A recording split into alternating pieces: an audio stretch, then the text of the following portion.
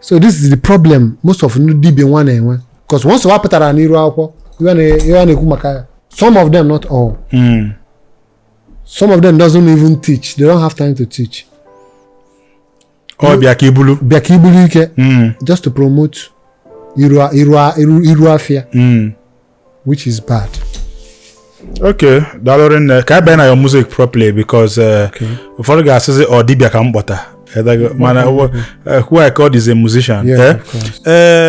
Egu gi pota na nke bazwa onwe iru.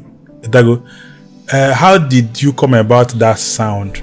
Enwego egu ndi teacher before ogaro in etibu udi egu a before and kedika the is wanted that inspiration. Ganiru? First of all, Buna, like I said earlier, I'm an man with two talents. One is football and one is music. So I've been doing music for a long time. When a machine drop completely, even if Mbangata wouldn't babacha bombatakwa. Ona atona akpa akpa ki oba na ata nwe ke ya ga ifu ndị legu side and the legu side no kata you for we dey na akwụkwọ obula egwu ndị drop, you know. The music this thing has been there. Then I drop come a lot of songs. Before maybe travel, I drop come an album. Before back then, all my brother, my family, you know, because I support them from beginning. One thing I love about my family because they never, once they see that, you know, they will help you. So my family really pushed me. You know, I did all the Mudimbaka, Simon Liba.